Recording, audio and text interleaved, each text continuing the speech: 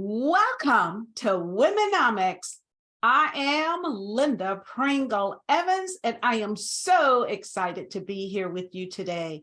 And joining me today is Ms. Perrine Hill. Our topic today for WomeNomics is women in travel. And we have the specialist who is a travel advisor, who is going to share information with our women, with you, on why we see more women traveling now more than ever, some cost-saving tips, and knowing the difference between a passport book and a passport card. These are some important things that myself had not even considered. And also, knowing, we've seen the debacle recently with Southwest and how people had to spend extra money that they had not planned for travel. How do you protect yourself? So we're going to address all of that in our conversation today. But before we get started, I just want to say, if you're not familiar with WomeNomics, let me tell you about it. The WomeNomics movement is for women entrepreneurs. We are serious and committed to helping more women coaches, consultants, and service providers to generate $250,000 annually in their businesses so they can grow and scale. And we know, based on the American Express report, if we get more women to generating $250,000 annually, we will see more women reach that 1 million mark in business. So let's get started, ladies. Let's make this happen. And that is what the WomeNomics movement is. And you'll get an opportunity to learn more about WomeNomics in upcoming episodes. But right now, it's our business to talk about women in travel today. So what I want to do before we begin the conversation is share information about this fabulous lady. And plus, she's a friend of mine, okay? She's my girl. So Perrine Hill is an accomplished executive, CEO, administrator, and entrepreneur. She has created and implemented trainings for employment opportunities, career development, and known as a specialist in fundraising. Perrine has 16 years in public relations, producing and coordinating and implementing community affairs and taking the lead for statewide events and tours. She has 18 years of experience in marketing for musical stage productions, concerts, community outreach projects, and special events. She is highly skilled, providing strategies to reach specific target audiences through advertising, using digital and print media. Perrine is currently a travel advisor and event planner specializing in cruises, resorts, and worldwide travel through her business. And her business is Perrine Special Events and Tours. So help me to welcome Ms. Perrine Hill. Hi, Perrine. Thank you for joining me today. Hi, Miss Linda Pringle Evans. I'm so excited, and thank you for that introduction. And thank you so much for having me part of your show. I am so excited to be here and to see everyone. Thank you so much. Oh, well, you know what? We're not going to waste no more time. Let's get to it, okay? And the first thing I have, and this is based off some conversation you and I had, and that is more women travel than men, which is surprising to me. And I think it's 9 out of 10 women are traveling now. Am I correct? Yes, that's correct. You know what, Linda, I was sort of surprised. I've been doing travel for a long time. Did notice until recently how many of my travelers were women. And then when I started doing research on this topic that we're talking about today, I found that women dominate leisure travel, 63 to 37% ratio over men. And so 40% of the business travelers nowadays are women. And while 30 years ago, there weren't very many female execs, it was like 1%. Now we're talking about more women are in executive roles, entrepreneur roles. So that travel industry has boomed with women. And that is amazing. It's amazing. Just couldn't believe that 30 years ago, we only had 1% of executive women in positions that was actually traveling, going anywhere. And we have 63% now, over the 37% of men that's traveling. And then 9 out of 10 are traveling alone mostly. And there's a couple of reasons why, but I'm just going to go over one or two. One is taking a vacation. Most women think taking a vacation for 2 reasons. Number one, for wellness and for self-care, and wellness, because they think it's very important to relieve stress through travel, where men don't. Men basically don't show the same interest that women in when they're planning a trip. Women like to know all the details. They want to know what's going on in the country. When they get there, they want to see things. Men aren't like that. The other part, women mostly plan most of the trips for men. Really? So men, they do most of the planning. Men just go along with it. But when a man has to plan something, he just wants to just go. And he doesn't do as much detailing as women do. So that's why these statistics are so really proportionally for women. And the other reason too is that as women in business, that stress level has made them want to get their mind clear and become alone and have alone time. Because how you feel when you go to a spa. It's quiet, the music's relaxing, and people are tipping around, because it's giving you time to think and just to reflect and to relieve the stress. And that's how a lot of women feel about traveling. Just let me get away from the desk, let me take a lot of the stress out by being someplace else other than right here. And when I come back, my mind is more rejuvenated and relaxed. That's, when I think about it, that's very true. I'm thinking about myself when traveling, and I do like to travel, and I don't have a problem traveling alone either. And it is good for me because it's what you said, Perrine, being able to relax, not have to worry about making sure I'm fitting in within the schedule of everyone who is a part of the trip, because we all want to compromise when we come together and do a girls' trip. But I do enjoy that alone time, because I love meditating.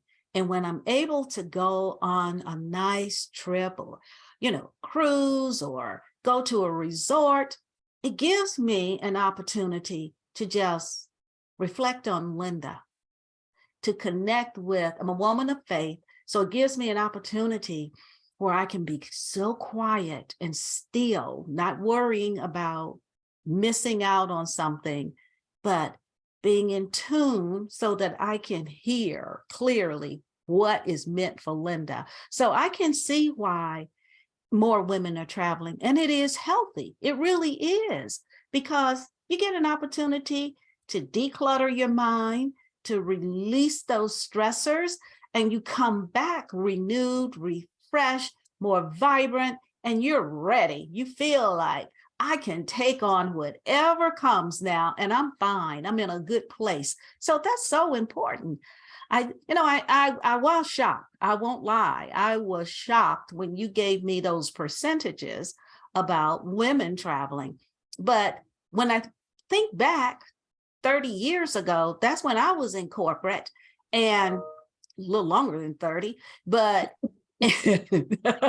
and I was traveling, and I was traveling for the corporations that I worked for. And I never thought that I was in a 1%. It never, ever. 1%. 1%. Never thought 1%. And Women have chosen how they want to travel. That's another thing. You can choose to see if you want to be a part of a group. Mhm. You can choose to see if you want to have a girls' trip together, or you Mhm. can choose if you want to go alone. Mhm. So now we have choices. And if you want to be with family, and most of these trips are without family relatives that these Great. women are taking. They, Wow. they're not going with relatives. They're not going with family. We're not talking about family trips. We're not talking about going with relatives. We're not talking about, this is just not with the girls either. This is just when they want to travel alone. Alone. They want to Solo. meet solo, what they call solo. And that was another thing that I learned. Singles are singles and solo is solo. Mhm. Solo is when you want to travel by yourself. Single, you can Mhm. be a single person that want to meet someone, or singles, things that they have for singles. And you Right. have a couple or anything, but solo is you definitely want to be by yourself. You're solo, you're traveling alone, but there's Wow. other solo travelers with you. Mhm. And they have the same mindset, they have the same goals that you do. You don't have to get up at a certain time. There's no time to eat. You don't have to be on nobody's schedule. You don't have to listen to a conversation that you're not interested, like you're in a group. You don't have to take a tour that you don't want to go on. That's good. So that's one of the interesting things I found out as well. That is awesome. But Perrine, in thinking about more women traveling, do you have some tips, some cost saving tips that you can share with our viewers that can help them, to plan their trip so that they are getting the most bang for their bucks? In other words, do you mind sharing some tips and Yeah, strategies? I'd be happy to, Linda. I'd be very happy to. I do trips every single day. Every single day I'm doing a trip for someone. But listen, the most important thing that I want to share, there's several, but the most important things that I found that's very important is knowing how much money you want to spend. Knowing your budget, putting a budget together, knowing and then getting an idea where you want to go. Where do you want to go? What's your bucket list? Where do you want to go? And then when do you want to go? When do you want to go? The time, because all of this affects your budget. And then how long you want to stay. You want to stay 3 days, you want to get away for a weekend, you want a longer vacation. And what kind of savings do you have in place? Do you have a account that you want to set up for just travel? Or do you want to take some of it out your budget every week? So those are some of the important things that you need to consider. And the reason I say the longer you plan, the better it is. Because if you have a budget that you already have in place, Mhm. then if you want to travel in the next 30 days, you have a budget that you already have in place for that next 30 days. Because sometimes you have to pay normally the deposit time and the time that you need to pay your final is either between 20 days, 30 days, 60 days before your actual trip. So Okay. those are the things you keep in mind when you says, well, I want to go in May. Well, the amount of money that you need to have in place might be in April. You might have to have all your money in April. You see what I mean? So the further you plan out, the cheaper it's going to be and the more benefit and less stressful. Unless you have a budget that you know that in the next 30 to 60 days, you can pay for it in full. I know that you really focus, and that's part of your niche is cruises. So, how much lead time should one consider when they're planning to go on a cruise? Cruises are amazing. I love to talk about cruises, but I'll dumb up the whole thing with cruises. But it again, if you want to go on a 2-day cruise, 3-day cruise, 4-day cruise, you can plan it. And I usually tell people when they want to go on a cruise, they have a really nice cruise, to try to plan about 8 to 12 months in advance. Okay, 8 that's to what I 12 thought. months in advance, 8 to 12 months in advance, Mhm. or you can plan it longer because cruises, let me tell you about cruises. Cruises have a schedule out like 2 or 3 years out in advance. So this is 2023. You can plan your cruise up as 2025. Okay. You say, so the longer, it depends on where you want to go and what that budget is for that particular cruise and what cabin you want. But normally 8 to 12 months or longer is good for a cruise. And the other thing you want to keep in mind too, if you just want, if you want to take some people with you, or, if you want to make it even cheaper, make it a group. But for cruises, you only need 8 cabins.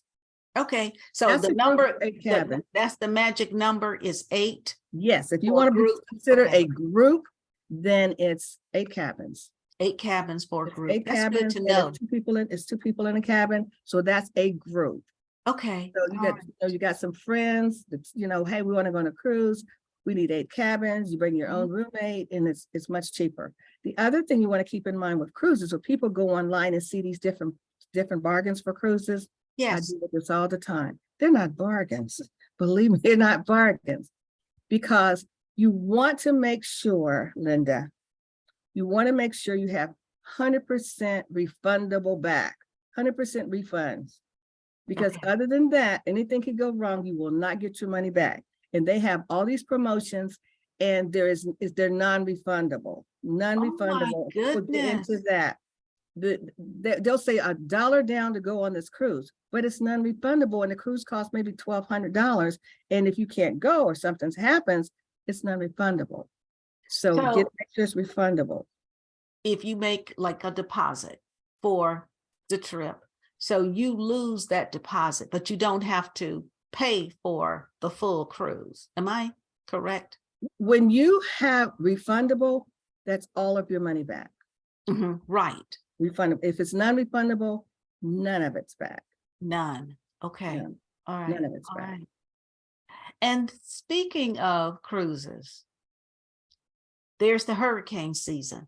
So please share with our viewers exactly when is the hurricane season? November, December. Let me tell you this, it has changed. So, this climate has affected the cruise line immensely. It was a time when you could say, this is the hurricane season. Now it depends on what direction you want to go. You can have a hurricane in the middle of summer now.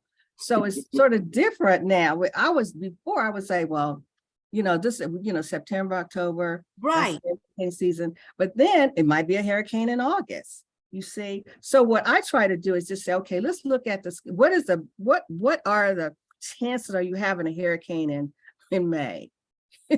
What are the chances are you having a hurricane in August? So, but the travel months that are cheaper, it's usually hurricane season, which is October, November, and December. Okay, because I know a lot of people love traveling during the holidays, which I can understand that. It's a lot of fun, especially if you want you and your family to get away for the holidays.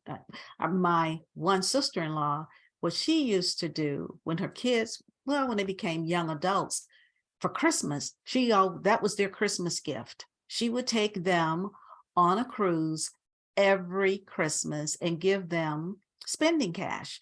So they did that for years. And a lot of families do that. And I think that's neat. It's really a good time. Right after Thanksgiving, the cruise, January, if you plan a cruise in January, you can get the best deal, because Really? January is the best time to plan a cruise is in January. All the prices, everything is cheap in January. But if you actually going on a cruise, like for example, you want to go on a cruise in December, right after Thanksgiving, the first couple of weeks are very inexpensive, very affordable. The week of Christmas is going to be more expensive. Right. So there's sort of niches now where the cruise line look at, how people are planning their trips, because they plan it so far in advance. They know in January how many people are going to be going on that cruise for that year. Okay. So, and if they don't have anybody, that's the time to plan it, because then they know how many people is planning, because you're going to plan out further out, because you're not going to take a cruise in January and plan in January. You see what I mean? So you plan your trip, but that trip may be in next 4 or 5 or 6 months or 12 months. So that's why that's cheaper, because they know that in January, they're going to, for the whole year, how their cabins are going to be taken. That's good to know. Say, because they know ahead of time in January, okay, we know we don't have, and then during the months, they start, looking at how many people booked in January for the rest of the year, and what cabins they booked for, and what destinations they booked for, and all of that. Okay. All right, moving right along. Now, recently, there was a debacle with Southwest and all those flights that were canceled. And I recall seeing a couple on the news who had to get a hotel, go out and purchase a stroller, clothing, because they had shipped everything. And of course, they didn't have possession of it. So they had to get everything they needed and needed lodging. So the father was trying to see, well, he was attempting to see if Southwest would reimburse the $1,800 that they had spent because their flight had been canceled. So I don't know how, what was the outcome, because at the time he was working on trying to get them to pay, to refund him. But what can one do, Perrine? Is there insurance that will protect you so that in the event, I mean, you can't control just like yesterday, there was a problem with the software, with the FAA. I hope I'm saying this correctly.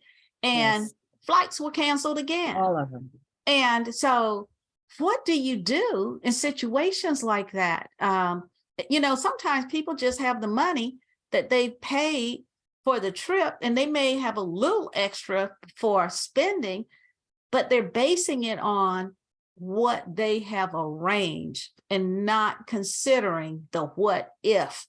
So for those type of situations, is there something that one can do to protect themselves so that they don't have to come out of pocket, or if they do come out of pocket, there's a refund for them? Can you elaborate on that? I certainly can, Linda. And I have had to deal in this travel industry with that same issue several times. And I want to say this, that I think is very important. There's travel insurance, travel protection insurance that you can purchase. And here's the catch for that. There's always a catch and a niche, and that's why people don't always get this. When they're planning their trip, and they don't know this, once they put their deposit for that trip, they have either 7 to 14 days to purchase travel insurance. Wow. See, because they're thinking they have a long time. When you do your deposit, you got 7, some is 7, sometimes it's 14 days to pay for that travel insurance. And you pick the travel insurance that you want, because normally they tell you it's going to be, waiver, different waivers, cancel for any reason, baggage, medical, flying you all over the place if you get sick or anything like that.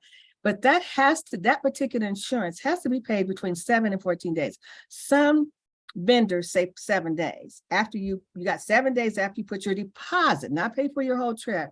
People pay for the whole trip and think they can get their insurance. No, you cannot. That's one of those things that they don't know. I mean, let me get the insurance. No, it's too late, because you've passed the deadline, past that date of when you needed to get it. Okay, so that travel insurance is really important, 7 to 14 days after you put your deposit down. And some folks don't know that. Now, there's also doing travel protection. There's also a doing travel protection plan, which is different from the travel insurance. Okay. Now, if these folks had doing travel protection, they would have been able to have the same benefits they have with insurance.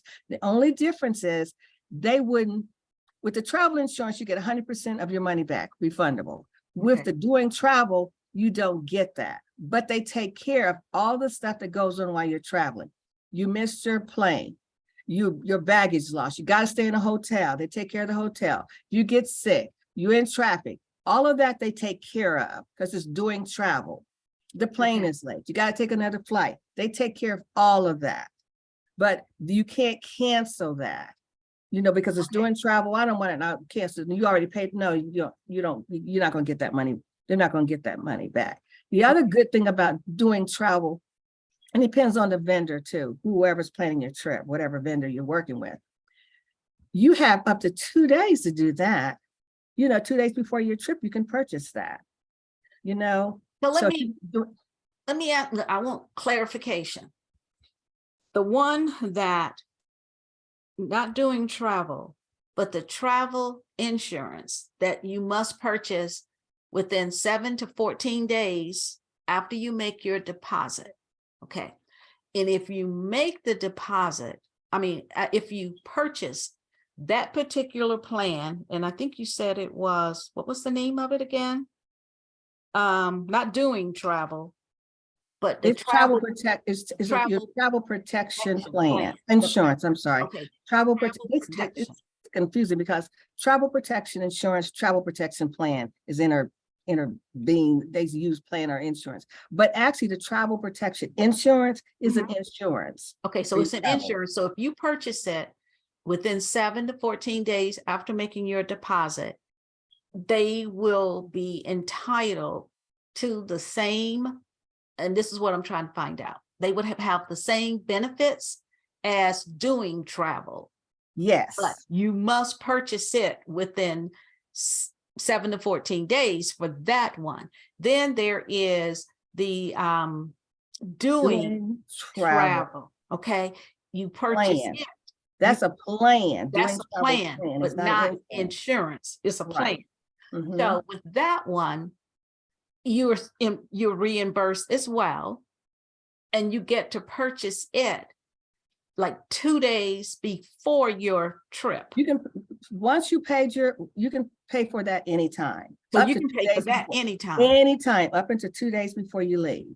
So what is the difference? Is it in payment? Is one premium higher than the other? Than the others? Right. Okay. One is based on doing the travel protection, doing the travel while you're traveling, usually about $29 or $50 for that. The insurance plan, the travel insurance, sometimes it's based on how much money are you spending on that trip.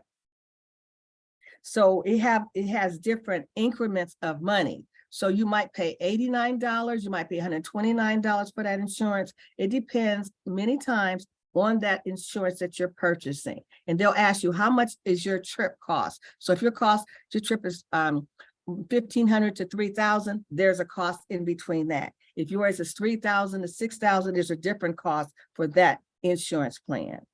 Okay, so that's it's like any other insurance plan. So if you're 20 or 5, you pay this for that plan. If you're 60, pay this for that plan. If you're, that kind of, it's an insurance plan. So they base it on how much you are spending on your trip. So that cost varies, and it could go up to $200 or more for that plan.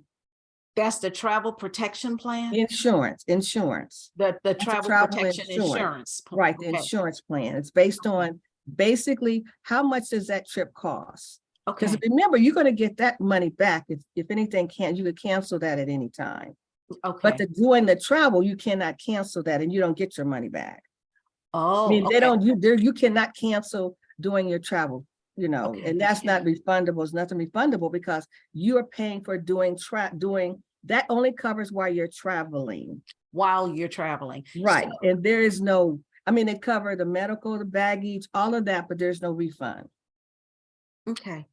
So is the cost, as far as the premium cost, is there a vast difference between the two? Yeah, it's a vast difference because like I said, it's $29 basically for doing travel or $50 doing travel.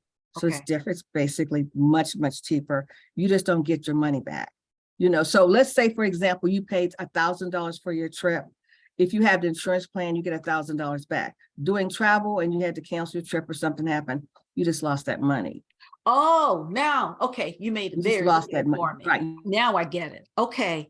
All right. So you're just out of luck if you get doing right. travel. Okay. Yeah. So it would behoove one to purchase the travel protection insurance